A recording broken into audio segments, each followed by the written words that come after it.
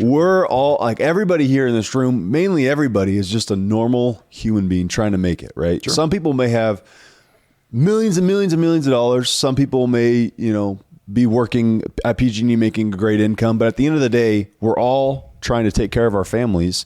And these elites that basically are at the top, I don't even think money's a thing for them. They don't even think about money, right? They have so much of it that it's like they don't have to work. They don't have to do these things that 99.99% of the population has to do. Making it has different definitions, people, right? Right. Like when I was in high school, I wanted to join the Marine Corps.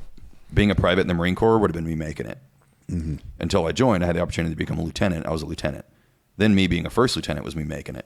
Then me being a captain is making it. There are colonels out there who are like, oh, I just want to put on 1 star. Let me just get 1 star. That'll be making it. Making it, if you have any drive and initiative in your life, always means the next step. Right. Well, exactly. I mean, it's always just like growing as much as you can possibly grow, no matter what craft you're in, becoming the absolute best at it that you can, right?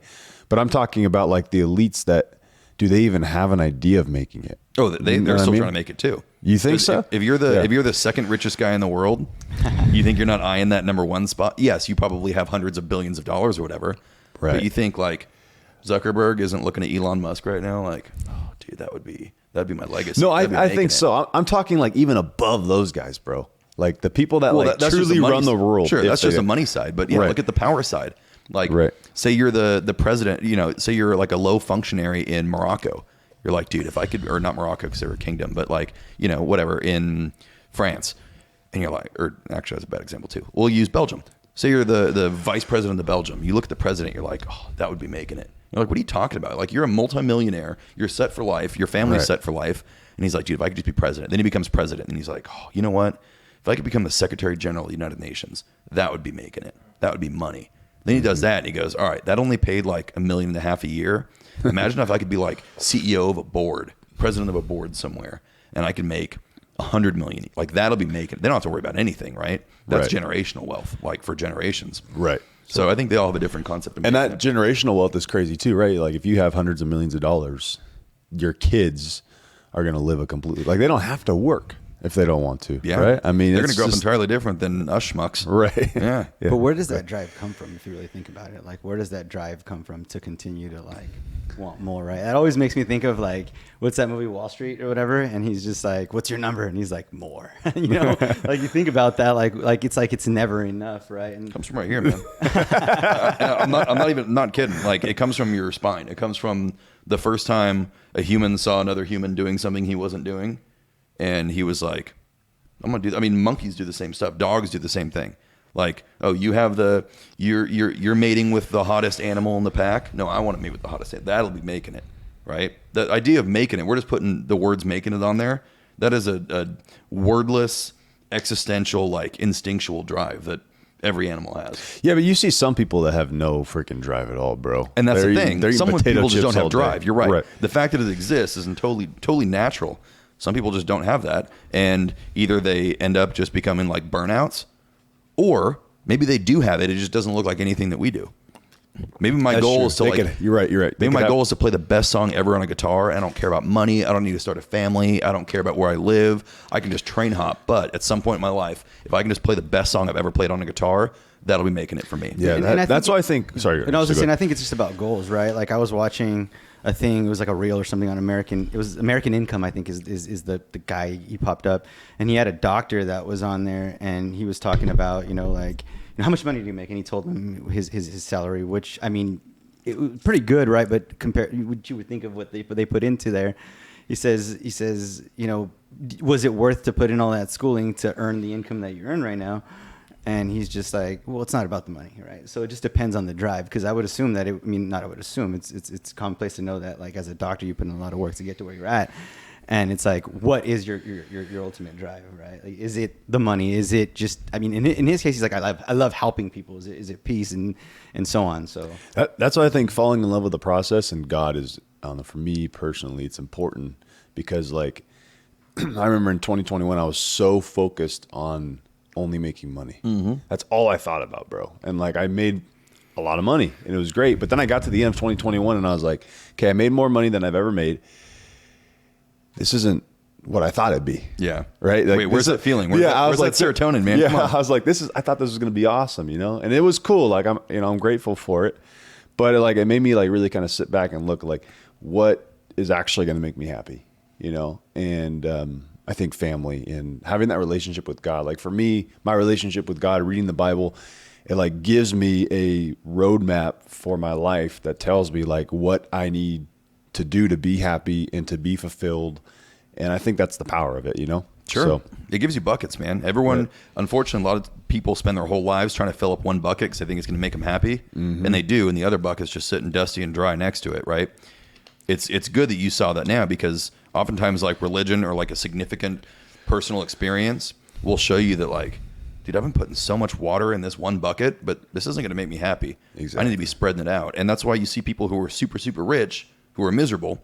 Mm-hmm. Or they end up killing themselves. Yeah, bro, exactly. Right? Because they spent all their time and money and effort and energy and everything on sacrifice relationships and time and opportunities to fill up that one bucket. And they get there and they're like, my important bucket, whatever it is still empty and I can't fill it. So here's drugs, or I'm just done. Or alcohol. Yeah. Enjoying the journey, right? Like it just getting a better relationship with yourself, and seeing where that your end goal is, That's a bucket too. Yeah, huge. Yeah. We'll jump into this, guys. This is a little bit different than we usually do it, but we just got in a great conversation. So welcome to episode 12 of the Corbin Claypool Show. I got Ernesto, who's going to co-host with me today, and I got Nick Richardson, who is a Marine helicopter pilot, has a great backstory. He's running for city council, so we're going to get into this, and we'll have some more interesting discussions. So let's get into it, man. So Nick, tell everybody a little bit about yourself, bro. Like, what got you into the Marine Corps? Like, what drives you? Tell them a little about what you're doing now, and let's jump into this. Okay, sounds good. So name's Nick Richardson. I was born here in Fresno area, and this is my home. When I was a kid, my dad moved to Germany, so I did a little mom's house, dad's house. So I got an exposure to different countries, and I realized pretty early on that like I wanted to be that ambassador. I wanted to be going to other places and showing people that, hey, I love my grandparents, I love my city, I love where I'm from. I want to go show other people how great America can be. Decided the military is the best way to do that. When I was in high school, dragged my parents to the recruiting office. I was like 14, and I remember this, dude. Yeah, I want to be a Marine. And the recruiter's like, you need to start high school first, and then probably finish it. So, all right, after I swallowed my pride there, it didn't stop me. I kept reading all the books I could, kept working out with them and stuff. And I was ready to go to boot camp. Got a slot in October. And then in the meantime, I qualified for a scholarship to go to college, go to UCLA, or go to some like obscure military school in Virginia.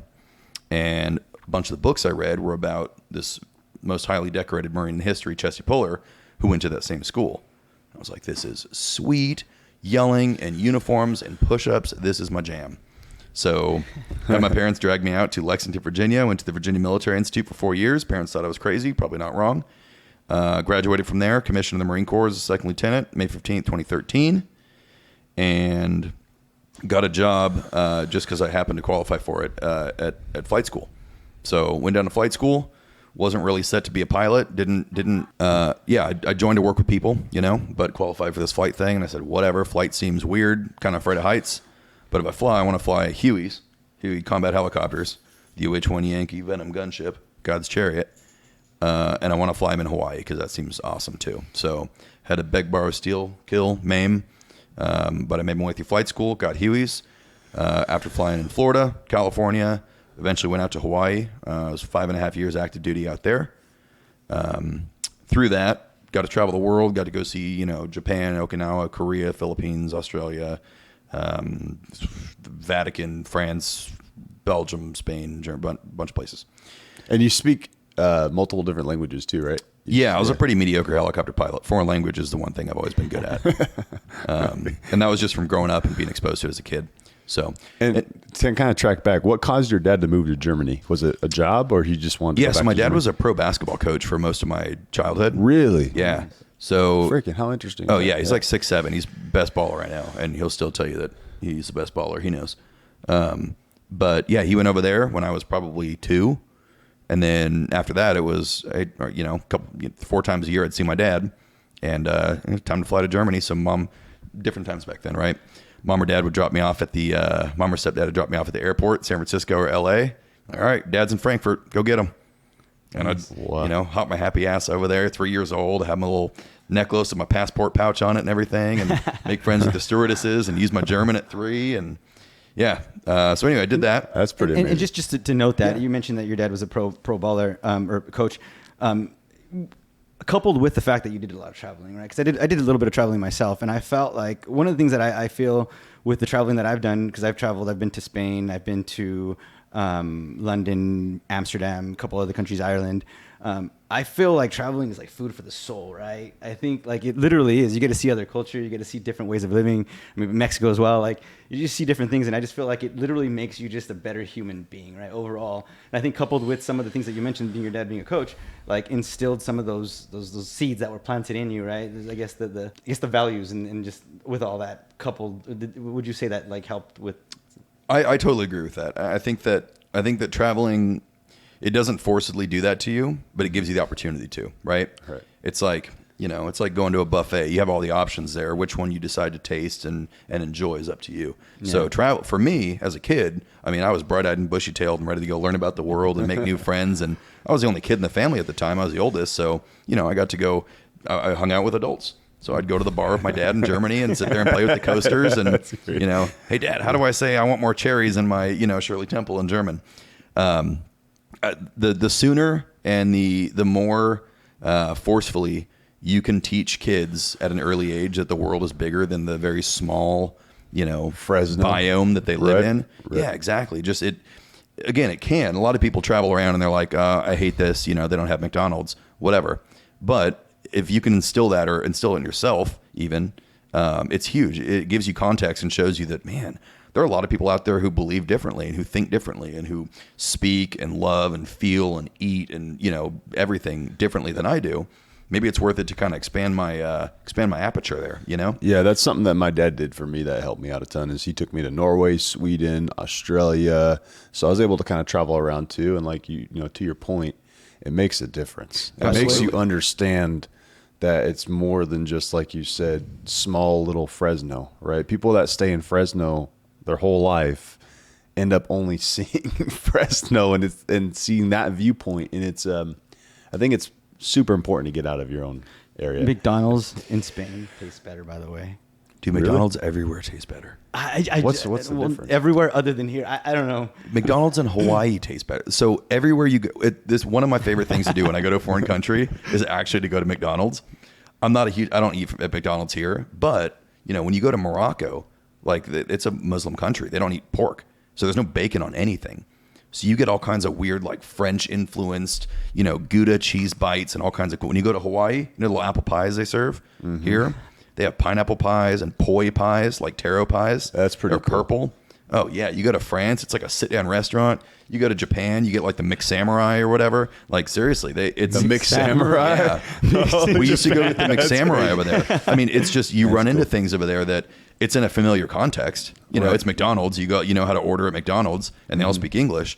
But you get so much. I mean, if you were to just take a kid to McDonald's in 5 different countries, that would even expand their worldview a little bit, just because they bring their native foods and their culture and their interpersonal relations and everything to that establishment. That's awesome. And that's also, just from a business point of view, an amazing idea from McDonald's. Right? You could just serve Whoppers everywhere you go, or a Big Mac or whatever. Exactly. But why not let them? Like, why not let them play with it a little bit? Yeah. If you know what the people like, they've been eating this food for hundreds and hundreds or thousands of years. Why not let them have a little, calamari bites if you're in Okinawa, right? Do they have that in calamari bites in McDonald's? They've got some like squid stuff over there. You go to in the Philippines, they'll have all kinds of weird different Spam. meats and spices. Yeah, in Hawaii, the breakfast plate, Hawaii, a U.S. state. But because they know what the people have traditionally eaten, they'll serve like Spam, Portuguese eggs, and like rice in their little breakfast platter. Wow. Which here we'd see that and we're like, wait, this isn't the fake eggs and 2 strips of bacon I'm used to. But it's just something different, and I think it's a cool little cultural experience. That's cool, man. So back into the helicopter pilot career. Are you still flying at all? Or tell us a little bit about that. Did you go to combat in a helicopter? Tell us. No. So for the last since I've been flying, there's not a lot of, in my theater of operations, which is the Pacific, there wasn't a lot of like helicopter murdering to be done. Right. We'd kind of do some defensive missions and stuff. The deployments really slowed down. So most of our focus turned to, China and North Korea, right? Like we can do what the military does and be like, well, country A and country B or whatever. Let's be honest. We all know who they are. So we would fly missions like, I've flown missions on the DMZ, like along the DMZ. What's the DMZ for people that don't know? DMZ is and I actually don't know. So. DMZ is it's a demilitarized zone. Okay. Right. It's a few miles wide. It's between North and South Korea. The Korean War has never officially ended, or Yukio as they call it in Japanese, or Korean, pardon me. That war never ended. So they created the demilitarized zone. It's like the most heavily fortified few miles anywhere in the world. It's pretty interesting too, because I think I've seen something on it to where the soldiers are they're facing each other, they're standing there looking at each other. Absolutely. And I think the North Korean soldiers are facing each other, I guess, so that they don't have the want to run on over, I guess you could say. Oh, they'll shoot defectors. Absolutely. Yeah. There are some cool like podcast interviews of people who have defected, but it's hard to do. But that's just the defective soldiers. Are like people that run out of the when they defect. Yeah, when they leave North, because they don't. There's that girl that was on Joe Rogan podcast. That's right. That she told us. It's crazy, man. It is. And that's just the soldiers. They have artillery. Have you guys seen that movie with, is it Seth Rogen or who is it? Yeah, The Interview. Oh, yeah. That's so funny, bro. They go and like, there's all these fake buildings there. Like we are different. Same, but different. But that's just the people, right? They have artillery pointed at each other still. They have jets ready to scramble. They got they say that Seoul, South Korea, which is like one of the biggest cities in Asia. It's Seoul and Pyongyang, the capital of South and North Korea, respectively. They're located like a few miles from the DMZ, so anything could hit them from the other side. So what is the DMZ though? So the DMZ, when you look at it, right, there's one like fence that's not a super sturdy fence that goes in between them. On either side of that, there's a dead zone. There are no trees, there are no barriers, there is literally nothing you can see across it. Behind that, that's when you have the actual fortifications. That's when you have little forts, you have little gates. There are roads and railways that are closed off and broken down because there is no transit north and south. So that demilitarized zone essentially gives them that like no weapons in this area buffer to where nobody can, just sneak across the border. Mm-hmm. When we were flying, we were at probably, we're up in the bozosphere. We're probably at like 9,000, 10,000 feet. And we were getting targeted by anti-aircraft radar, which guide anti-aircraft missiles right from North Korea. So I've never been really targeted by one because, A, we're not fighting anybody who has advanced, like air defense systems. But B, I've been flying in friendly countries. So we go up there and it's like, oh, you're being targeted by exactly this type of radar, which guides this type of missile. So don't do anything silly. Don't turn left for more than 4 seconds because then you pass into another country and then it's free game. And then, my mom cries. So, yeah, that was a little creepy. We've done stuff like that. That kind of scare you a little bit, how shake did you you up. Feel at that point? Like, literally, you're thinking about it. You know that you're being targeted. Like, I mean, my heart would start pounding. I would assume, like. Well, yeah. The sake of being, informal a little bit here, because we're just dudes sitting on the couch. It was colder than a witch's tit. It was probably 0 degrees outside. We're flying at about 120, probably 150 miles an hour. No doors, so I was feeling freezing. But yeah, it's absolutely. It's scary the first time that something targets you, and it's like some dude somewhere is looking at you. Does the helicopter displays it? Does it say anything? Like, oh yeah, we have sensors all over the bird that'll tell you if you're being radar, lasers, gun, anything is aimed toward you. And you get a little bleep bleep bleep bleep bleep. You're being targeted by an SA-10 or an SA-6 or whatever the thing is. I'm not going to go into Russian branch off surface to air missiles at this point, but. Yeah, it'll exactly tell you what kind of radar it is. And then given our knowledge and how much we study enemy threat systems, we know what kind of missiles associated with that, which sucks. And a lot of the missiles they're aiming at us were bigger than my helicopter, so it wasn't really a fight I was trying to have. All right, so if you went over to the left or whatever side, they can target you right then and shoot off. Yes. And would they do that? Would North Korea do something? A country's boundaries, if you touch water, 12 nautical miles out from the land, that is the boundary of that country. Inside that, they can do whatever they want to you. That's their defense zone. Over land, that's over water, right? So over land, as soon as you cross the border, they can do whatever they want to you because you're in their territory. If a Russian jet, flies over into American airspace, like flies over American soil, the moment that their nose passes the first grain of sand, well, actually, I guess the moment they fly within 12 nautical, we can shoot them down legally. That's our country, and you're flying a weapon of war into our country. We don't know what your intentions are. Our goal is to keep our people safe. So that would be their intention. And That's how crazy. good of a propaganda note that would be if they're like, in North Korea, hey, North Korean state people's television on the only channel you have, we shot down an American combat helicopter today. Yeah. Right. All the North Koreans would be like, yay, I'm hungry. So What time's dinner? So you mentioned that you were in the Marines for about 10 years, you mentioned. So what did that career look like, right? You mentioned you were in North Korea. Where else, or what?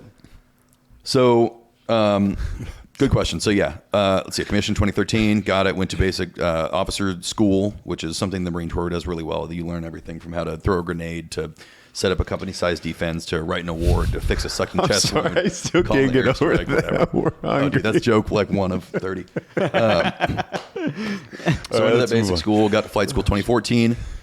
Flew airplanes first. You learn like a little, the lawnmower of the sky, a little Cessna. You just kind of around in the air. Then you move on to a jet-powered aircraft. You learn how to do aerobatics and stuff. So have you've actually been in like an a ejection jet? seat and everything. Oh, wow. Yeah. You fly at night. You learn how to do loop-de-loops and flip-de-doos. And Is it barrel true rolls. that you get shorter if you use the ejection seat? They say that you lose a couple inches if you... Probably. Yeah. Everybody's body responds differently, but from the force of ejection, your body undergoes so many Gs because you're not moving relative to up and down, relative to vertical, right? And then all of a sudden, you're just being like essentially shot out of a cannon up through glass. So a lot of times guys will get impacted discs. You don't hit the glass though. No, so you have like a little penetrator, my nickname in high school, which is right on the top of your seat right there.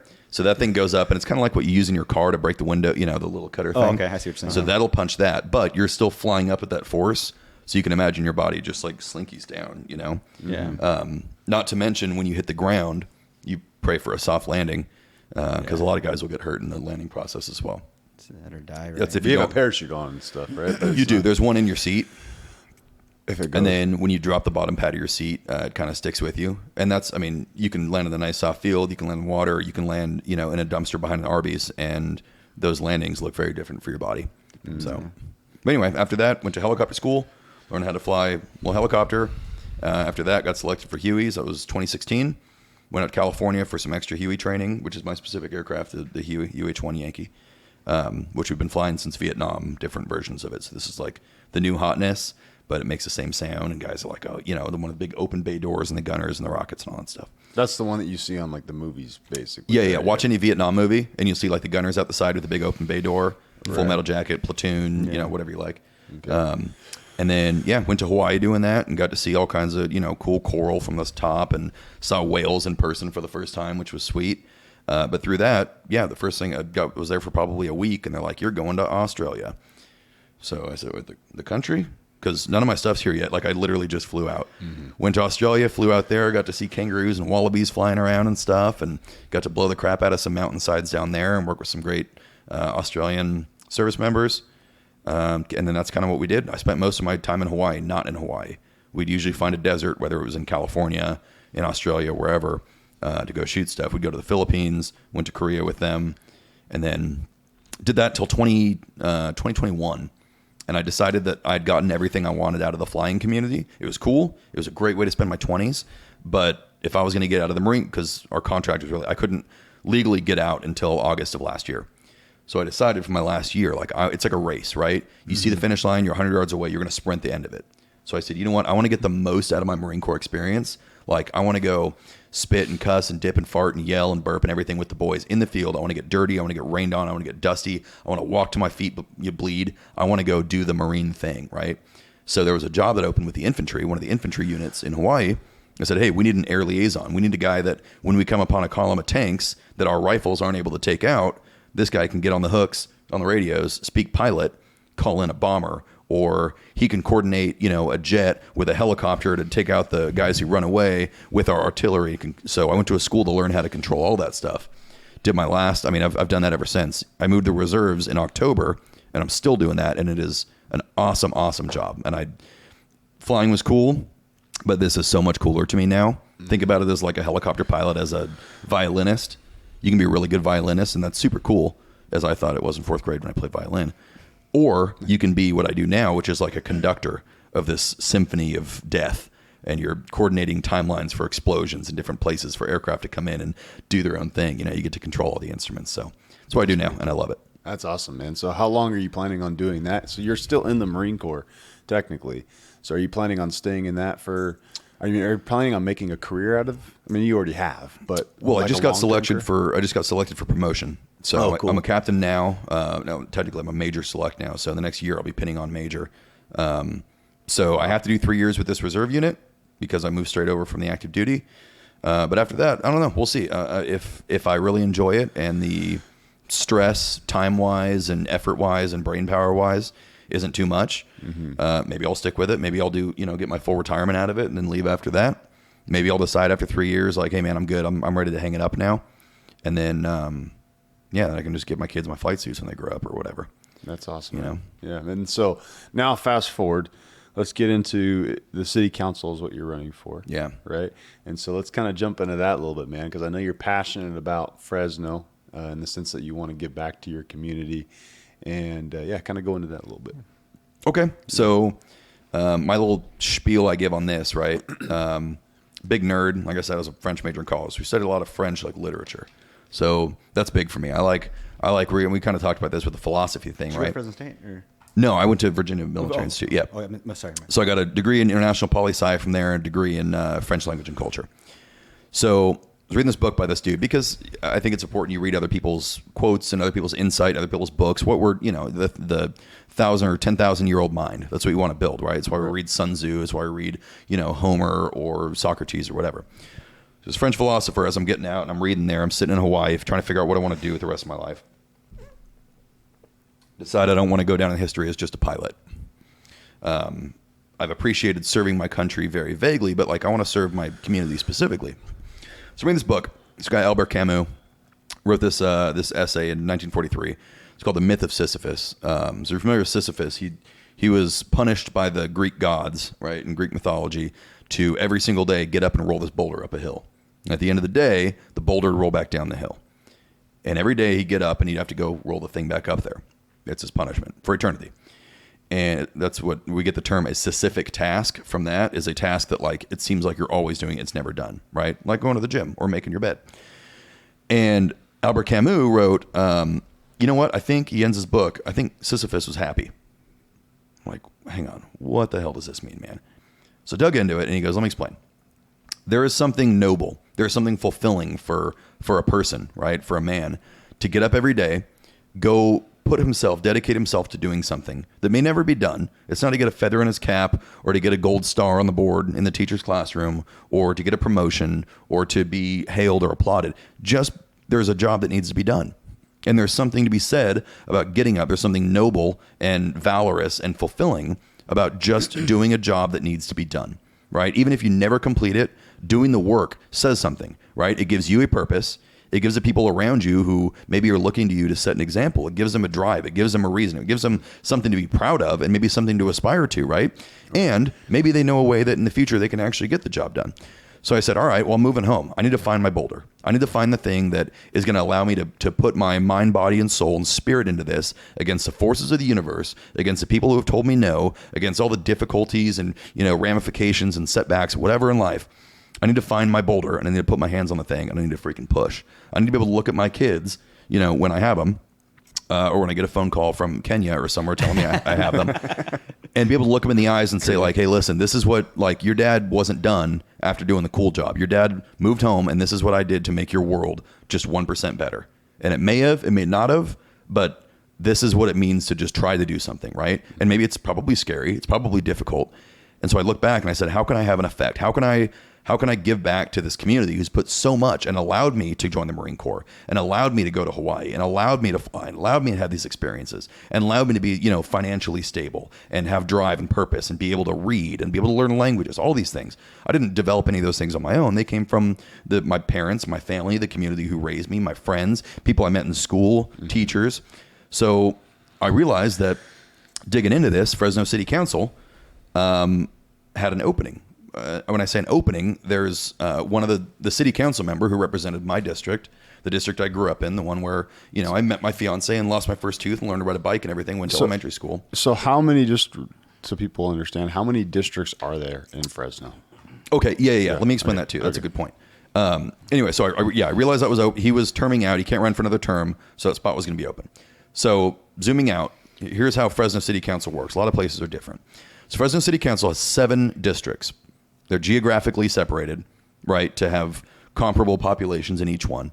Sometimes they're redistricted to include another street or block or whatever. Each one of those districts has one dedicated member on the city council. So there are 7 of them, and that member has to live in the district. Unlike Congress or unlike Congress or other offices, you have to live in that district. You cannot live anywhere else, which is good. I think that's a good policy to have. So other cities will have like members at large, which means that, hey, you represent the North, you represent the South, the East, the West, these 4, and then we're going to have 3 more members who are just kind of floaters. You can live anywhere. They're just kind of to float and keep it. We don't do that in Fresno. Fresno also has what's called the jungle primary, which means everybody who files by the deadline can run in the race, and they'll go to a primary, and you could have 10 people from the same party. You could have 10 guys. You can have a Republican, a Democrat, Green Party, Libertarian, Whig Party, Dance Party, whatever. It doesn't matter. Like, they can be whatever party. Top 2 will go to the general election in November, right? Because we vote in November here in the States. So you could have 2 people the same part, whatever, in that general election. If anyone wins over half of the vote in that primary for city council in March, they win. Because if there are 10 candidates and you won 55% of the vote, you're obviously going to win when there are fewer, right? So that's the way city council works. You do 4-year terms. You can serve 2 terms in a row. You can't serve more than 2 terms. You can serve more than 2 terms, just not in a row, not consecutively, right? So Gary Bredefeld is the guy who currently is the council member for District 6. And this is his second term will be ending next year. Right, or I guess whatever, January of 2025. And how many terms can you have? You can only have 2, you said? Nope. No, you can have You can do 2. terms. You can go leave and be a plumber. You can come back and do 2. Go do some freelance basket weaving. Come back to 2 more. So is he done, or is he trying to run again? Are you running against him then? He can't run again. This is the second term. Okay, so he can't can't run this term, I'll say. Gotcha. Okay. But he can come back later, right? Like after he takes a hiatus Sure. for like next time election. Okay, Sure. Okay. So what vicinity is your district? So my district, for those of you familiar with Fresno, right? Fresno abuts Clovis. There are 2 cities that kind of touch. Fresno is bigger, and the border of that is Willow up to the north side, right? Mm-hmm. So District 6 is everything north of Bullard, which is an east-west running road. Mm-hmm.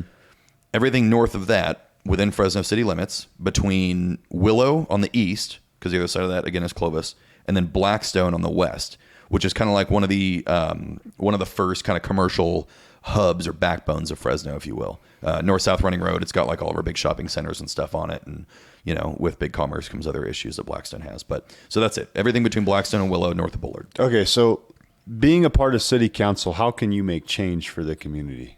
Great question. So city council has, just like the federal government, right? You've got your judicial branch, your executive branch, your legislative branch.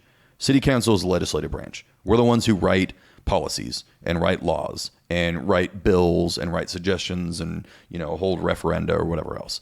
The mayor is the executive of the city, just like a governor is the executive of the state, president's executive of the country. So our job is to essentially, 1, write bills and policies that will make lives better for people. Because at the end of the day, city council has one job, and it's improve the quality of life for the people in your city. Not just your district, but your city. The second thing they do is they work with the mayor as kind of a check and balance against the executive. They'll work with them. They'll sanity check them sometimes, ideally. The third thing they'll do, city council, is the allocation of money, right? Which comes in the form of bills in Congress as well. But they work on the budget with the mayor. So they figure out, hey, do we need to spend $1 million on sidewalks, or does this $1 million need to go to drainage systems in the street? Or, is it more important that we focus on renovating parks, or more important that we focus on renovating parking lots, at places? Mm-hmm.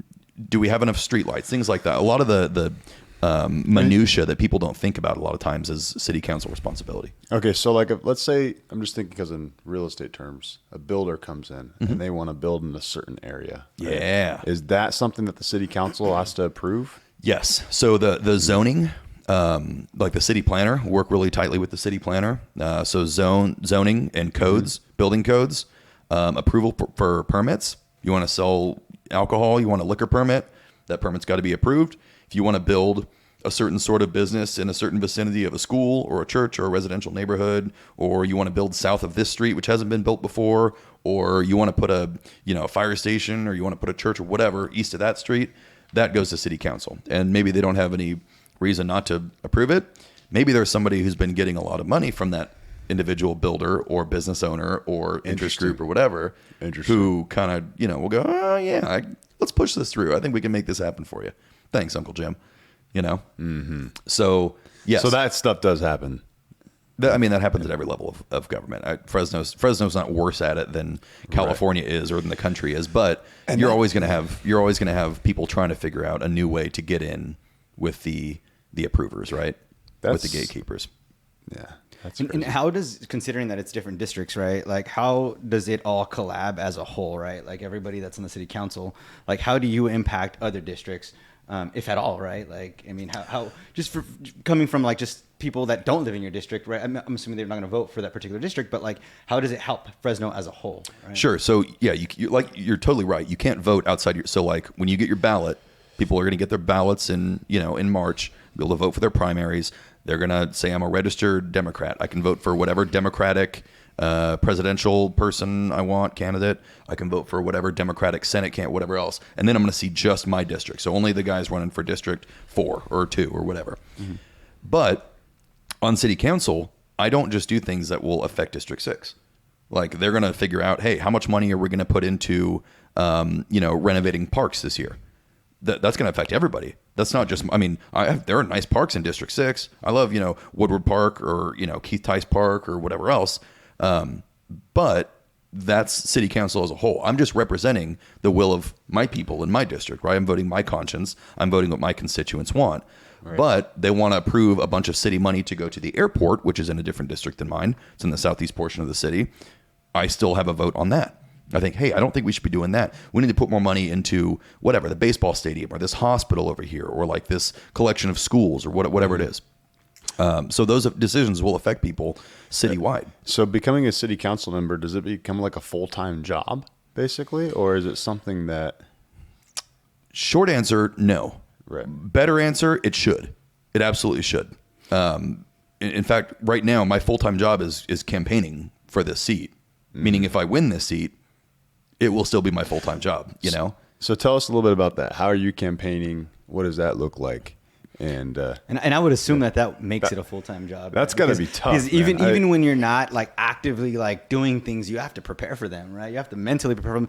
Like you said, the boulder. That's awesome analogy. Like thinking about it is like, why, right? Especially in the political climate that we are in today, it's just like, why are you subjecting yourself to this?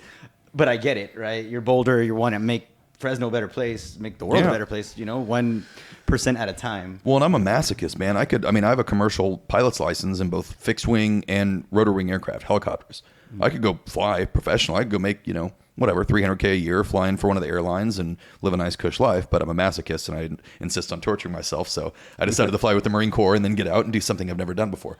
So to kind of hit on both your questions, what does it look like? So this is my first time doing this. My first time running for anything, right? I don't think I ever had the confidence. I don't think I ever had the desire to run before. Like I didn't have the desire to be the historian in high school or whatever. I've been unofficial social chair of pretty much every group I've been in, but that's a self-nominated position. But campaigning is like, let's look at it big picture. Campaigning is an effort to get the most votes come vote day. Right? Come election day. That's what matters. That's the only thing that matters is, do you have the most votes? Have you won the seat?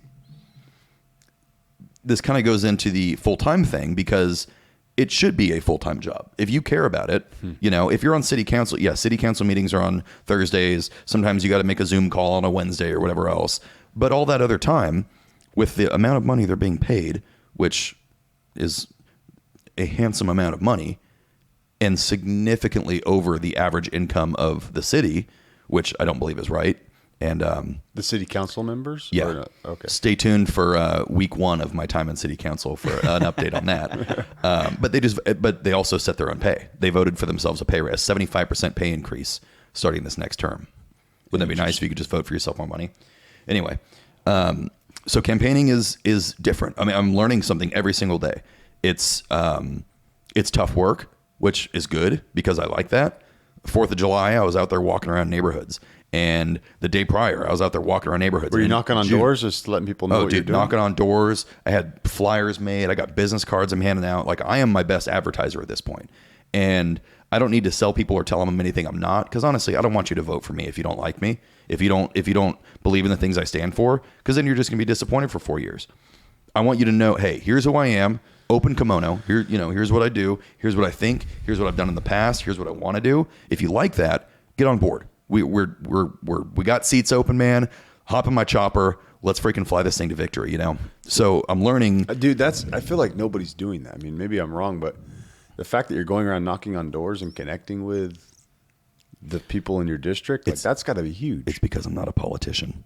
Right. Just between us girls, it's because I'm not a politician. And yes, there's something to be said about getting money. And we have fundraisers, and we're getting money, and we're getting donations, and we're getting people writing checks and stuff. And that's awesome. And we're getting businesses who are like, dude, we want to endorse you. We like what you stand for. We want you to put our name on your flyers or say, we love Nick and he's the best. And that's super cool. And I'm very appreciative of that. But back to step 1, what matters? What matters is the people who are voting. What matters is the people who are paying taxes. The people whose kids have to leave their safe home in the morning, go to school, traverse through the time-space continuum on the bus or bike or scooter or rollerblades if they're sweet like me in elementary school, get to school. They have to learn in this environment of other Fresnans, right? And then they come, and on the weekends, they're the kids who are going to the movies, and they're the people who are going to church. Like those are the things that matter. Not if this rich investor down the street or this business or this, home developer or whatever wants to slap their name on my, on my bumper to endorse me. Mm-hmm. So votes are all that matter. So you mentioned that you're going around talking to people like why you're doing things and things like that, or what your thoughts are on doing this. Is there any particular like issue or topic that you're passionate about that you're just kind of seeing, that you want, I guess, change or you want to do something about? Is there something in particular, or is it just as a whole I want to just go all out? No, that's too vague. I wish it were that way, but it's not. I am very, very passionate about veterans, obviously. I have a lot of friends who I wish were veterans, but either died for some reason or took their own lives, who will never be veterans. So their families, the guys that they would have been, the guys who were in and got out with me, some of my best buddies who are just wrecked with PTSD now, I'm very passionate about veterans. Luckily, the cause of looking out, because not everyone's a veteran, right? And I'll be honest with you, a lot of people don't care about that. They're like, dude, I've worked at FedEx for the last 30 years. I really don't, give a damn about a guy in the Coast Guard or whatever. But with veterans comes mental health services, which is huge. Like, that affects everybody. Mental health is we all got brains, right? Mm-hmm. I mean, most of us. Like I said, I'm not a politician, so if I ever do become a politician, you'll know because I'll abandon my brain. But that also includes homelessness. Like, we have a huge population of homeless veterans. I got a story about this. Can I share a story real quick? Yeah. All right, so when I first opened Nexa Mortgage, I didn't open it. Nexa Mortgage is its own company, but I opened like the little branch here. I got a little sweet spot in downtown Fresno. Okay. Oh, yeah. And next to a real estate office, and they gave me the little suite. It was very kind of them. And one day, one of my guys is seeing a client, and they get done with a client and all that kind of stuff, and they're all walking out. It was a great appointment. This girl didn't come back after one of the homeless people. The sewer drain was right by the door exit. Okay. She lifted up her dress all the way up, squatted down, and just decided to pee right in front of the client and Mark in the toilet. And so Mark's standing there awkwardly with the client going, yeah, we're looking for a better office space. Rude. At least cheer her on or something. Yeah, right. So my point is the downtown area would be nice to get something cleaned up, because I also hear 200 million or something is being devoted to downtown. Supposedly, tell me a little bit about that. I lived downtown for 3 years, actually. I lived. Did you really? I lived downtown. I lived. It's called the Lead, over right across the street from that park where those like umbrellas. Is that kind of recent? It was just like 4 years ago. Okay, I remember you telling me that. Yeah, I lived there for 2 years, and then when I moved in with my now wife, I lived at the Ironbird Lofts right across from Fulton 55. So I lived there, and both of my apartments that I lived in, they had. I was right on Fulton Street, so I saw like there is a big homeless population. Dude, I mean, how do we solve that? Do you ever see downtown Fresno? Because I mean, home prices, there's no inventory. Home prices are going up here, right? We're going to end up being a San Jose, and I've been saying this for years, but we're going to end up being an overpriced area of California, just like every other place. Don't you use that SJ word with me? It's the reality, man. It's San Jose or San Fran, the expensive, crazy $1 million 2-bedroom homes, right? That's ultimately, I hope, what we don't get to, but it's getting to that point where things are super expensive. If it gets that expensive, at least let us have a freaking downtown that's nice, man. Like, yeah. Do you ever see something like that happening? Like a downtown getting refurbished, having restaurants, having the whole thing. Like, I lived in San Diego for 5 years across from Petco Park. So I lived right downtown, and I could walk downtown, go to the restaurants, go to the gym, go to the places, and you're right. I don't ever see that happening for Fresno. You know? I think living there, because when I lived there was when they started doing a lot of things, like Art Hop was going on there. They started like investing into businesses downtown and things like that. And I felt like we were starting to see some progress, but I don't think it was enough. I feel like you can't go 20%. Well, that too, but that was recent. But even before then, but I feel like if you go 20%, it's not enough. You have to either go 100 or don't go at all, right? And I don't say don't go at all, because I also don't want to not, but I just feel like that's the difficult part, because you pour money into it, we build some steam, and then it's just not enough. And then you just lose that momentum. But I feel like local builders and local investors need to somehow be motivated. I don't think incentivize is the right word, but they need to be motivated enough to go in and start helping rebuild downtown. And they're not, because guess what? There's no money in doing it. So why would they do it? So yes to everything. Here's the issue, right? 100% of anything means you have 0% left. So if you go 100% toward just downtown, you have the majority of your residents who don't live downtown who are like, hey man, remember us? We voted for you. Yeah. But you're entirely right. And there has to be an impetus to build that downtown. There has to be it's not a one-step process. It doesn't mean, hey, drop $1 billion and everyone's going to want to come to downtown. Look at the development patterns of Fresno, right? We started off as a train station on the west side. That was Fresno. That's why we got called Fresno, because there was an ash tree, which is Fresno in Spanish, that was over there by the train station. They called it Fresno. Clovis, there were two guys, I want to say Joseph, whatever, Mr. Pulaski, and Clovis M. Cole, who came out here, and they started big sheep farms and started pulling lumber. So they built one out here, and they called it Clovis. And it was just train stations. It was just a stop, but that's where everything expanded from. But look at ever since then, what the pattern of expansion in Fresno has been. It has been outward, right? You want to find the nicest homes in Fresno? Go as far as you can from City Hall. Now, there are some, don't get me wrong, that are quote-unquote old money. Your Van Ness extension, right? Mm-hmm. Your places where people have been built in for decades and decades, or maybe a century, and there is still money, and they don't want to leave. But you look out even bigger, like there are your Gary McDonald homes and your higher-end Granvilles, and like as they expand, that's where the money's going. Mm-hmm. Unlike in a lot of places where that money is coming back to the middle, which makes a very expensive downtown, but it also makes it lively. It brings in things like professional sports teams, which are huge money makers, huge revenue pots for the city. It means that your infrastructure, like your airports, become busier, which make more money. So there are a few things they're doing to try to work, because it's a pizza, man. Like, you got to build it one ingredient at a time. So yes, the huge investment that came in from the state, by the way. So like, thank you to California, and like begrudgingly, thank you to Gavin Newsom, who set aside that money to come to Fresno to revamp downtown. Needs to be allocated. It doesn't mean new paint. It doesn't mean, a big scooper. You go scoop up the homeless people and other problems. So like, it's not a one trick pony, right? You gotta build all these ingredients one at a time. But the other thing that's big is renovating the train station downtown, or a train terminal, which may or may not at some point in the Fresno vicinity include the high-speed rail. I'm not a huge fan of the high-speed rail. Gonna say it, right? That has been a money pit for the last decade plus. We've been sinking money into it. However, let's say tomorrow we snap our fingers and it's done and people can come visit. Well, shoot, now we can give them a reason to come visit Fresno. You can go take, you can take a train from San Francisco down here to Fresno, or say you have a job in the Bay Area or in LA that pays a ton because it does. There's already people commuting back and forth driving. Exactly. You can, man, like, shoot, I got to go down to LA every, once a month to go do my reserve duty. And it's just 4 hours of me listening to podcasts on how to speak German again, right? If I can take a 30-minute train down there, I mean, it's going to save me so much time. People are going to love that. And we're going to have access to the beach, whatever else. It's going to make Fresno a more hospitable place. That would be crazy to have access to the beach. Absolutely. Just for the economy. Now, there's a lot that goes into that, right? You have to be spending your money properly. You have to invest in public infrastructure. You have to have the roads that are, if there's no parking in downtown, like, I don't know if you've ever been to a big city that has terrible parking downtown. There are a bunch. San Diego's, I feel like. San Diego's like that. Yeah. Absolutely. Yeah. Go to public parking, pay $50 for the day, or, even Seattle, like you have issues with it, or Honolulu, whatever. If there's nowhere to park, who are you going to reel in? Are you going to bring in a big sports team and not have a place for people to park?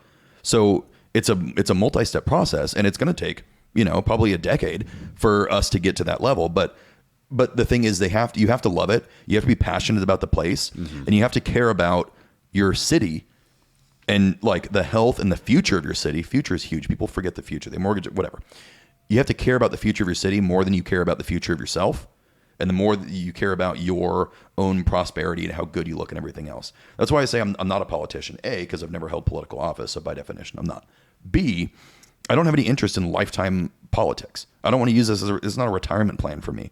If I do 4 years here, I make some great changes, people decide they're done, and I get to go teach high school French for the rest of my life, dude, I'll be happy as a clam. And I can look my kids in the eyes at the end of the day and smile. But they have to value those things. You have to put money, like you have to put your money where your mouth is. You can't go around, and this goes back to the campaigning thing, right? I can't go around and just blow smoke up people's ass and say, you know what, I want to help you and your family. I want to give more money back to you. I want to put more food on your table. I want your kids to be better looking. I want to, give everyone free gymnastics. Like, there are all kinds of things I could tell people if I just wanted their votes. Right. But votes are the most important in a campaign. But the campaign is just that's the prelude, man. That's the prologue. That's the setup for the actual movie, the actual time in office. How many guys have you seen who have promised 1,000 things during a campaign? They get to office and you're like, what? How about that wall you were going to build? Or how about all that student debt you were going to forgive? Or how about like that war that you were going to go, fight with a different country? Or how about the fact you weren't going to get in any wars? And like, you can promise as much as you want, but I don't want that, man. Yeah, I want their votes, but I want your vote to mean that you've met me, or you know me, or you've read about me. You're in this fight with me together. You've got my 6. I've got your 6. It means I got your back, right? Like a clock. They say that in tactical world or whatever. Yeah. That's your motto, by the way, right? Nick's got your 6 Daddy, or something like that? District 6. Nick's got your 6 right there. I like Official it. campaign stickers, man. I love it. We got them on the stickers. We got sweet hats. There you But go. I mean, it's more than, hey, I want to have District 6 as the people I'm representing. It literally, like, I've spent my entire career, either with a co-pilot or with another aircraft I'm flying with, where I have to have their back. I got to keep them safe. If anything happens to them, that thing's happening to me. I have to be the one who's looking out for you, and it's a dangerous situation, and it might be uncomfortable. I might be at 9,000 feet, freezing my pito off somewhere because I'm, but that's the mission, that's the job, and it takes someone with the drive, the desire, and at the end of the day, just like the hard-headedness to do that. I'm not here to start fights. I'm here to get these people on board and do the thing that, if they're the community that really raised me, if they're the people I know them to be, then they're going to be on board with this. And so far, the people I've run into, it's been as scary and as new and as weird as it is. It's been really encouraging, man. People are coming out of nowhere and saying, hey, I saw you on a news interview, or I saw, I read about you on this webpage or whatever. Like, I like that. You're this guy. You really do this. You really think that? Hell yeah. Like, I'm a blank slate. I'm a super bad liar. All right. So a quick little anecdote here. So the Virginia Military Institute, VMI, where I went to college, right? You show up there, and as I was telling him, day one, first thing you learn there is about the VMI honor code. Now, it's the only school in the nation with a single sanctioned honor code, which means there's only one punishment if you break the honor code. West Point, you can like report yourself.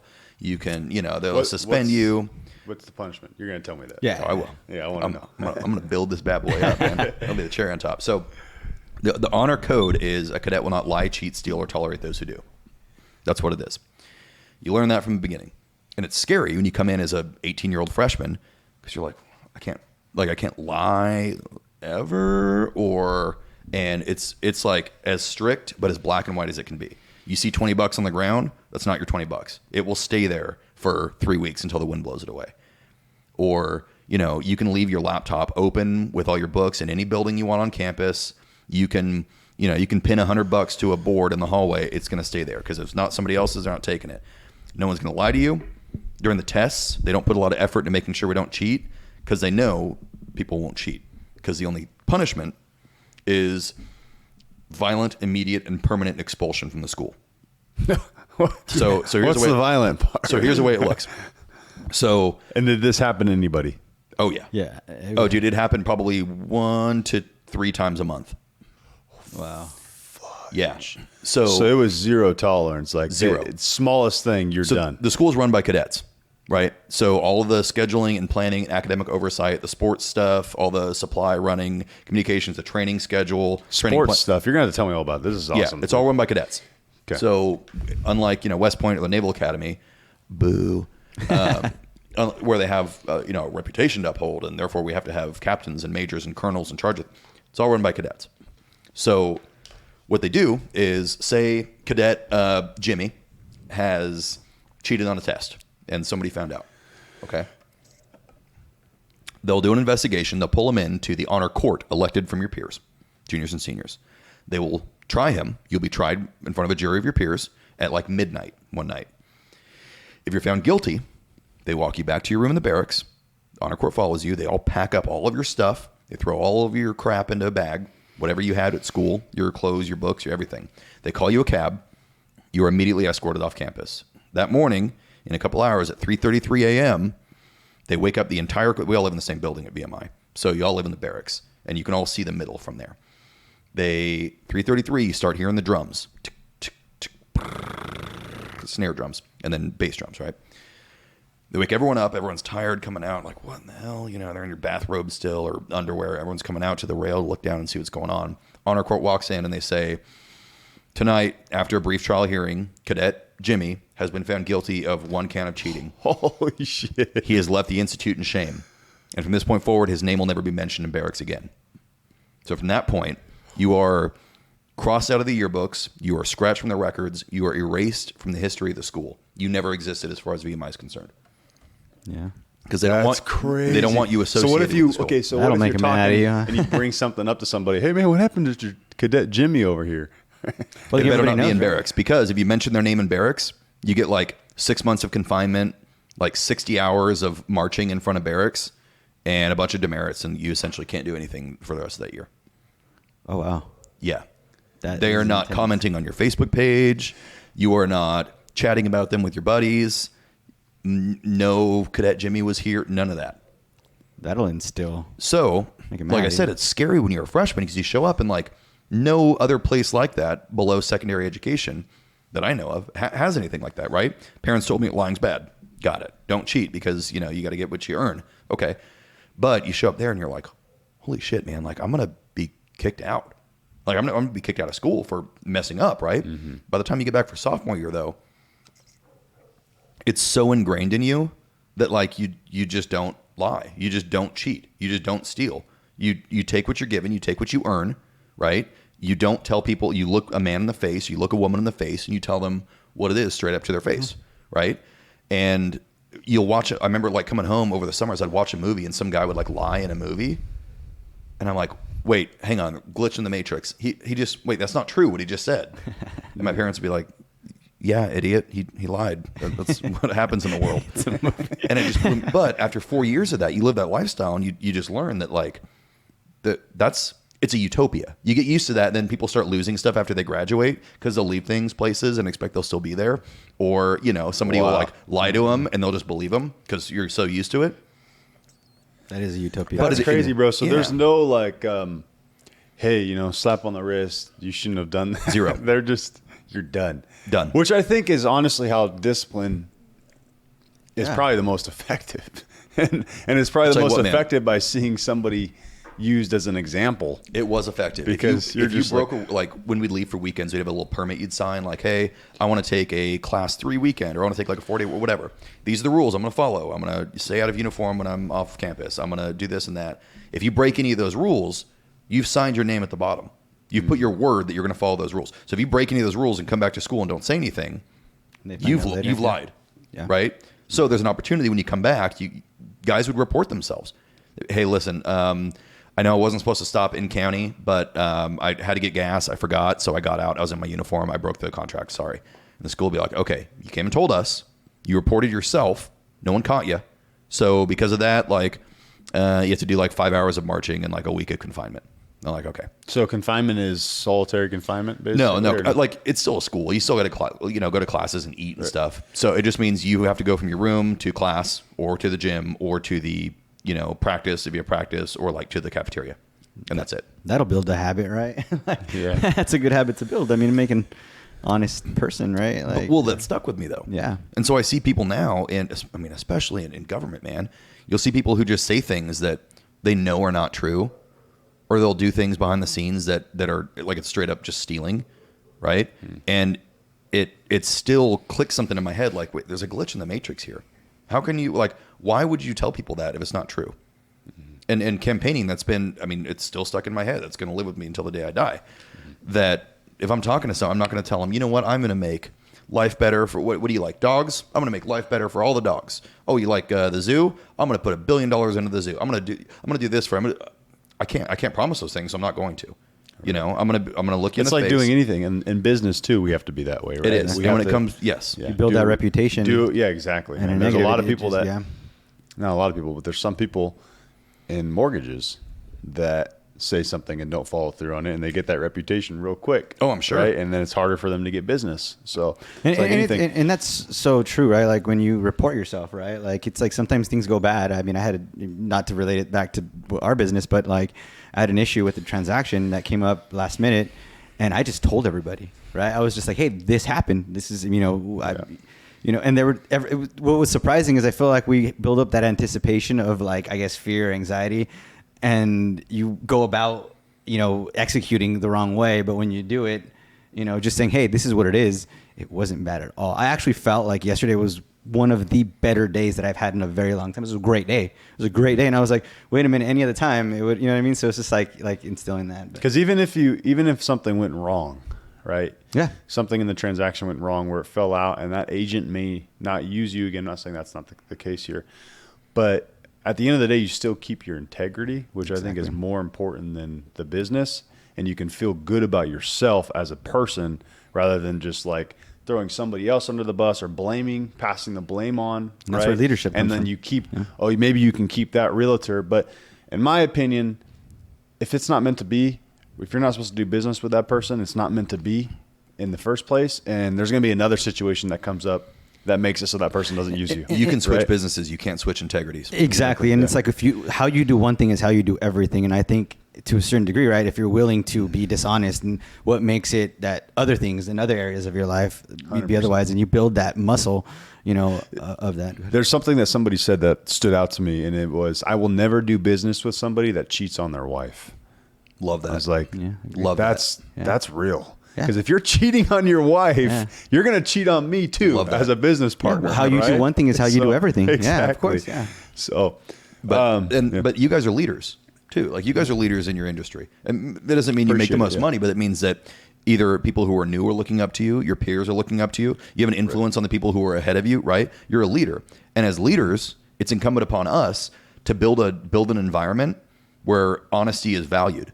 Right? It's build an environment. We used to have this phrase in piloting called a zero defect mentality, where nothing can ever go wrong.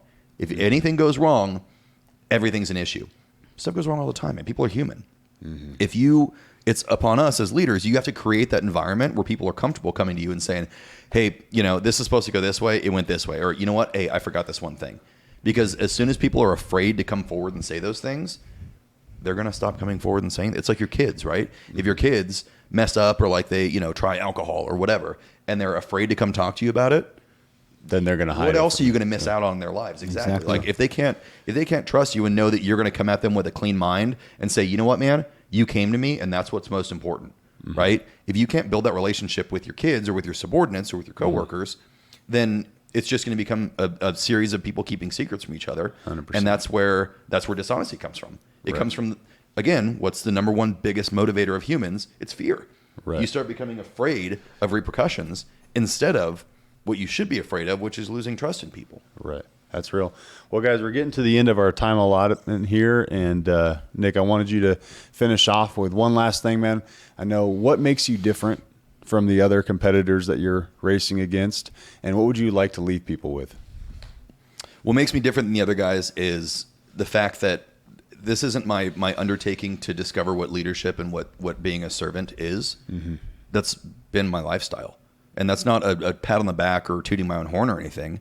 I made the decision when I was, 14, that I wanted to spend my life serving people. I wanted to build a world my kids could be proud of.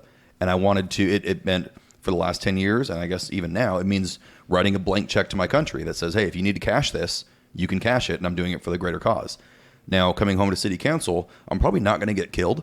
So, this is a way easier check to write. but other, I'd say the other candidates, and this is not to disparage them, it's not an indictment on them. One of them's actually a veteran and a really nice guy. But coming from a different industry and going into servant, you have to prove that you're going to be a servant leader. Prove that you like leadership. Prove that you can make a tough decision. Well, they can either take your word for it and vote for you and hope you do for the next 4 years, or they can look at how you've been living your life since you've been an adult and base it on facts, I've been out there in the hot weather. I go out there when it's cold. I've been snowed on. I've been at 9,000 feet in 0 degree weather. I've walked when my feet bled, A few weeks ago, I did a walk for fallen service members and fallen first responders that I thought was a 3-mile hike. So I packed my bag and, wore boots and everything because I was a moron. Ended up walking the whole thing. I thought that was the whole thing. Wasn't. That was leg one. Ended up walking 20 miles all the way down to the, stadium downtown because it following through. That's pushing my boulder, And if you find another candidate who can do that, who's willing to walk that far, literally or metaphorically, or be out there knocking on doors when it's hot outside, sweating through my shirt, being out there when it's cold, I've proven that I like doing those things because I'm a masochist. I enjoy them, especially if it means I'm doing it for the sake of the people that I get to serve. I'm doing it for the sake of my family and my community. That's the life I live. All I want to do is just change my office, And so that is what makes me different than them. I will walk harder. I do walk harder. I walk longer. I'm cool with the uncomfortable stuff. I'm willing to look people in the face and tell them the truth because it's my integrity, my reputation at the end of the day. I wouldn't make a very good, I wouldn't make a very good slimy politician or slimy attorney or anything. They're not all slimy. My fiance is a dream. But I think the one thing that I would leave with people is you can tell good leaders, and look around, those of you watching at home or listening or whatever, look around at people who are in leadership positions. When times are good, a good leader looks out the window to give credit. And if there's no one to give credit to, they attribute it to luck. When times are bad, a good leader will look in the mirror. So look at your leaders. When things go poorly, do they look out the window to assign blame, or do they look in the mirror? And when things are good, do they point to themselves and say it was their job, or do they look out the window and figure out who they can thank? That's the difference. That's what I'll leave people with. And that's not a government thing. That's not a military thing. That's a life thing. It's a leadership thing. No, I love that, man. I love it. Yeah. Dude, thank you for coming on, bro. This was awesome. Love to do it again. Yeah, Thanks for having me. Yeah, it was great talking to you guys. Thanks for having me as well. Yeah, heck yeah, dude. Thank you for co-hosting. I'm glad I was able to to sit in. I think it's good, man, to have a co-host. It helps. Yeah. So it's good. No, I did that at the beginning. You cracked me up, man. It's like, what do you say? Something like 2 guys on their first date or something like that. Yeah, when it's just us two, nose tip to nose tip around a table, oh, what are your thoughts on cartoons? Oh, I love cartoons. Yeah, so it's good to have that third person, man. I appreciate you coming on. Thank you, Ernesto. Thank you, Nick. We'll do it again. Thanks for having me. All right. It's a wrap.